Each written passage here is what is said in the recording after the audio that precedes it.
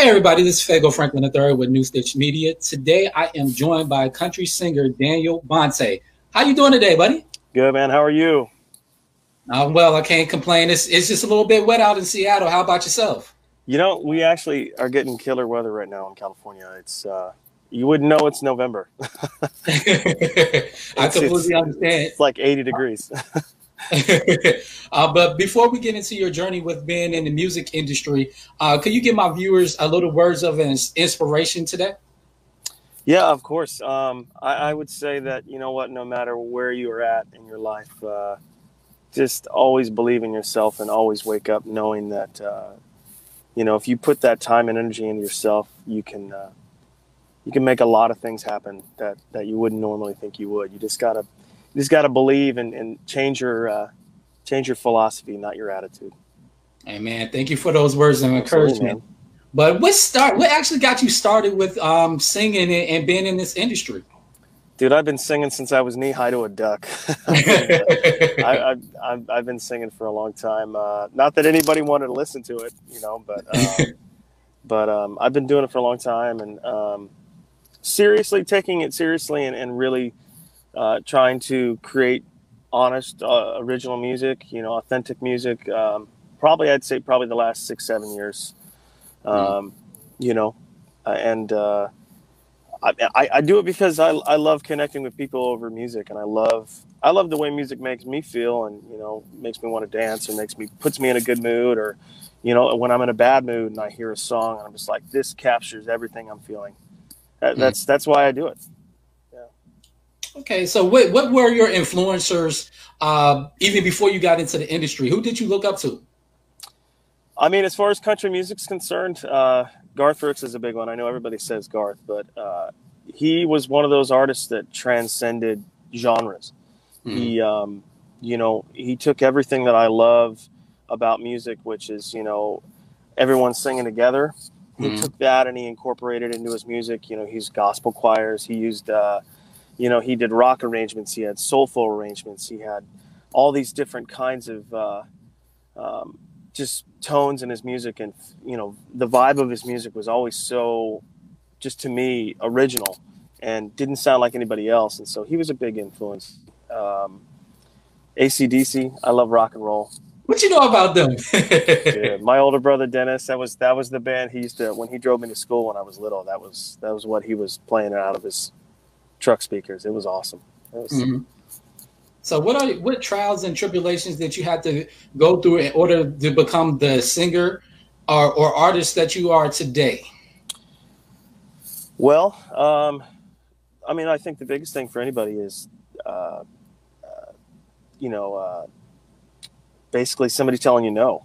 Mm-hmm. Rejection is huge in this business. I mean, if you can't handle rejection, if you can't handle somebody saying, you know, it's not good enough, then you're not cut out for this business. You have to have thick skin. You have to be able to look at yourself critically and realize, you know, where you can improve.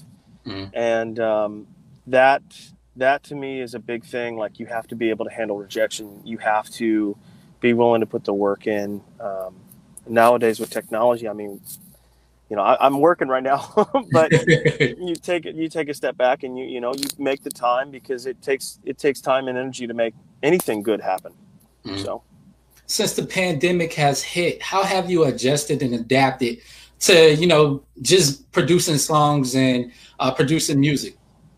you know, my heart goes out to all the families that have been affected by this. Anybody who has faced, you know, health issues because of this. And I mean, I don't want to say that I've been blessed to have this time, but that's the sincere answer, is that even though there's a lot of suffering going on right now, and we're dealing with this, you know, something we've never seen before, this time has been really, really crucial for me to kind of create some new content and catch a stride, you know, find my stride as far as being able to write new music and take the time to put some energy into the songwriting process. Mm-hmm. And so that's been great for me. And, you know, as far as time, as far as schedules, no shows or anything like that with the guys, we do have a lot more free time than we did before. So, Mm-hmm. So what do you do when you have writer's block? How do you adjust? How do you get over that hump? I had it for a long time, man. I had it from like 2017 to 2019. I had really, really bad writer's block. Like it was just kept hitting a creative ceiling.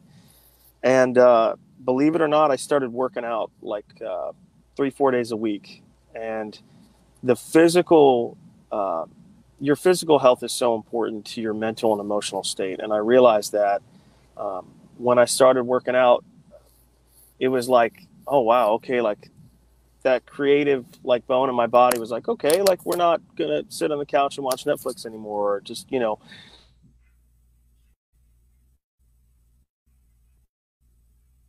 that turning that point in my life was a huge point for me. That was a big deal, and that's really helped me.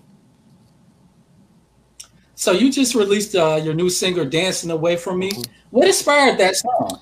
Uh, a girl. No, as always, honestly, man, I was out at a bar with my dad, actually having a beer, and I was with my buddy Jeff. And there was a girl that I'd been dating on and off, and was trying to figure some things out. We weren't together at the time, and I saw her on the dance floor, two-stepping with another guy. And I think we've all had that feeling where we see somebody that we like, or that we love, perhaps, um, in the arms of somebody else, and they're definitely not thinking about you.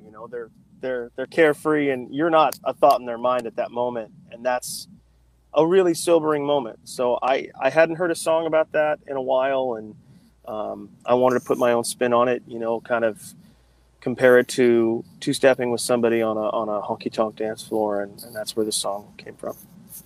What advice could you give young people, or just people that's just trying to break into this industry? Because as you just stated before, it's kind of hard. You have to deal with the rejections. Mm-hmm. So, what advice could you give them with just breaking in?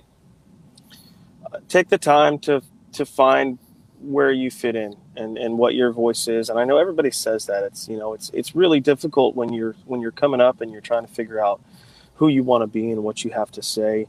You see the people that are successful, so you automatically, it's very natural to want to imitate or kind of take pieces of what they do and make it your own.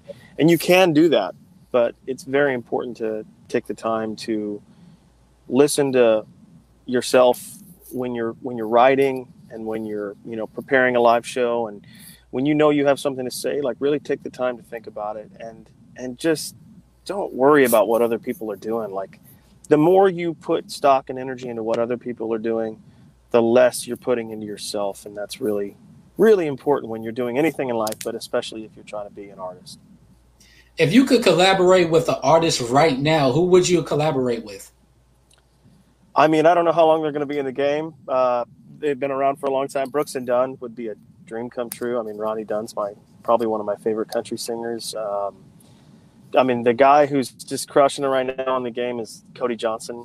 He's amazing. I mean, if I could just sit in on a songwriting session with him, my world would change. Luke Combs. I mean, any of those guys, just guys that are just heavy hitters.